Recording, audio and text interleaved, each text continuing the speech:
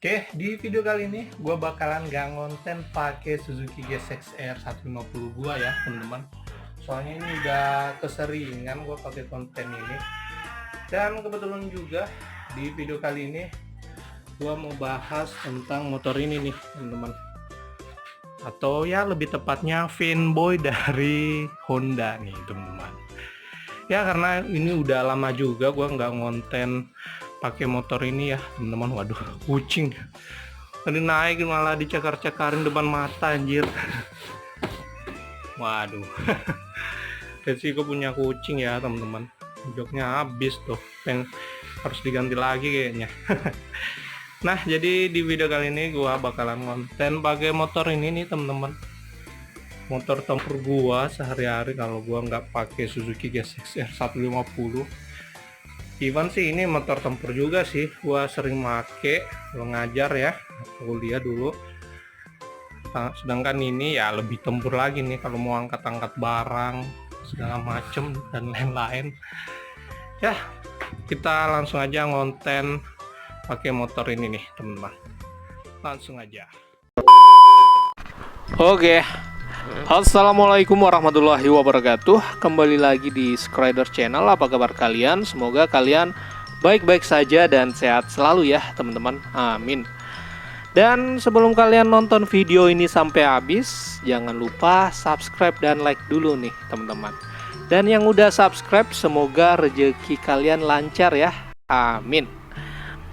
Oke, di video kali ini gua bakalan membahas kenapa sih fanboy Honda tuh kalau kalah debat nih soal performa, mereka bawa-bawa laku atau enggaknya motor tersebut nih teman-teman.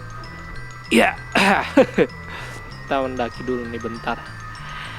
Padahal kalau dipikir kan mereka bukan sales atau nggak ada untungnya di mereka ketika mereka nih ngebahas laku atau enggaknya motor tersebut, atau ya motor yang jadi jagoannya nih teman-teman. Ya di video kali ini bukan berarti ya gua mau ngejelekin produk Honda nih teman-teman.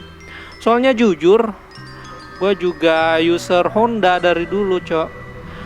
Dan yang pertama kali gua pakai buat belajar motor itu ya nggak lain Honda Supra X punya almarhum bapak gua dulu.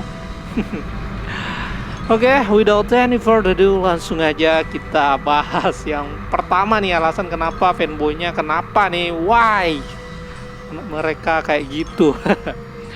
Yang pertama sudah jelas ya, karena ya udah gak ada yang bisa dibanggain dari kualitas motornya, yang cenderung nih sekarang banyak trouble ya teman-teman. Misalnya performa boyo lah, rangkanya bengkok, kropos lah, ngelitik, kualitas bodi yang kurang dan lain-lain. Tapi jujur aja masalah desain untuk Honda itu oke lah, karena ya motor itu emang ngikutin pasar banget tuh pabrikan. Beda sama Suzuki yang benar-benar maksa peminatnya suka sama tuh motor, sehingga ya agak semua orang suka sama desainnya ya. Sedangkan Honda nih mereka pinter ngikutin pasar atau minat, tapi ya di luar dari desainnya yang oke, nah ada masalah baru nih, yaitu banyaknya isu tentang masalah-masalah yang udah gua sebutin tadi, sehingga kalau fanboy Honda debat sama pabrikan lain, mereka tuh kena skakmat kalau udah bahas kualitas rangka, mesin dan lain-lain. Padahal ya Honda di kelas 250cc itu paling oke loh. Tapi ya kalau udah masuk ranah 150cc yang sportnya untuk performa dan lain-lain, Honda kadang jadi bahan empuk buat dibully di masalah performa. Terus ya untuk matic-maticnya yang pakai rangka ESAF dan trailnya itu yang pakai mesin motor Verza, dan usernya yang meresahkan nih, yang jadi bulan-bulanan buat oposisi nih ceritanya untuk ngebully user Honda ini. Dan terus kalau udah kalah debat di bagian itu pasti bakalan bawa-bawa motornya paling laku cuy. Padahal ini tadi mereka bukan sales bro. Jadi gak ada hubungannya sama kepentingan user dengan masalah laku atau enggaknya sebuah motor ini. Yamaha aja yang bisa dibilang cukup pasaran juga ya, gak pernah tuh bawa-bawa kalau motornya paling laku. Karena ya rata-rata sih yang gua lihat user Yamaha itu kalau debat lebih sportif lah timbang Honda, yang kadang kalau debat udah tantrum duluan, gak nerima ampe ngebangga-banggain motornya paling laku apalah segala macem. Terus yang kedua, mereka mikir dengan banyaknya motor yang dijual berarti kualitasnya oke, padahal faktanya kalian lihat aja seberapa banyak motor yang sering bermasalah. Dan yang yang sering hadir itu pasti ya Honda ini, nggak lain dan nggak bukan ya. Dan ini fakta cuy, beberapa waktu yang lalu gua ada temen nih yang beli motor ini juga ya, dia dapet trouble ya. Oke, kita lanjut bro. Ya, gua ada temen yang ambil PCX tapi shock belakang motornya tuh gimana ya, bengkok gitu. Padahal baru dipakai semingguan. Ya, semingguan doang itu dia pakai, dan menurut gua kejadian ini gak terjadi 1 atau 2 kali ya teman-teman, melainkan udah banyak yang ngeluh tentang masalah ini. Dan gua mau denger deh dari kalian, apakah ada sih dari kalian yang punya temen yang pakai Honda terus dapat masalah yang sama nih? Karena jujur kalau di tongkrongan ya pasti selalu ada yang cerita kalau punya masalah sama kualitas atau build quality dari Honda sekarang ini nih. Untuk zaman dulu masih oke banget lah ya, atau bisa dibilang badak banget nih motor. Karena gue pakai Honda Beat 2013 ini masih oke aja sampai sekarang. Itu pun udah gue pakai angkut barang berat ya, kayak semen, beras, gas dan lain-lain lah.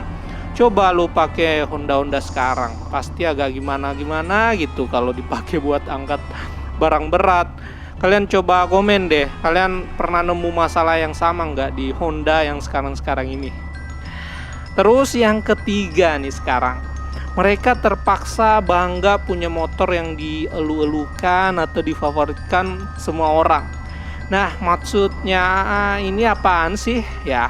Orang yang kejebak marketing dan kemakan merek, atau orang yang nggak ngerti apa-apa tentang motor, tapi karena banyak yang pakai Honda akhirnya dia ikut-ikutan juga dan bangga akan hal itu.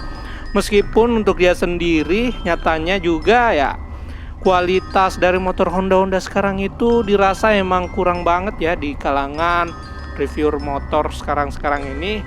Gua pun merasakan hal yang sama pada saat nyoba CRF temen gua dulu, yang sumpah gua disalip mulu sama Matic anjir. Sampai kena mental, padahal dulu ya jujur gua pengen beli tuh motor jadi test ride punya temen gua. Tapi ya agak jadi gara-gara pas test ride tenaganya ya, apalagi yang di atas itu lumayan lemot ya teman-teman, sering kesalip lah sama Matic. Dan satu lagi, beberapa user Honda bahkan nyesel setelah pakai Honda karena ya beberapa masalah tadi, misalnya shock bengkok lah, rangkanya karatan dan lain-lain cuy. Well, itu aja sih kesimpulannya ya, kalau lu emang mau debat ya yang lebih sportif lah.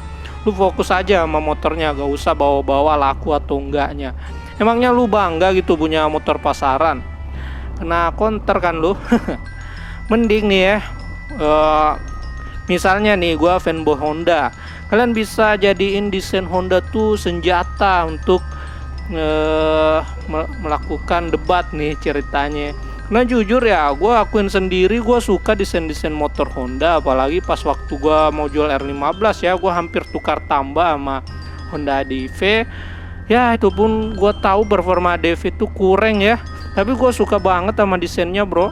Andai gua gak ada kebutuhan lain pasti udah gua ambil tuh ADV.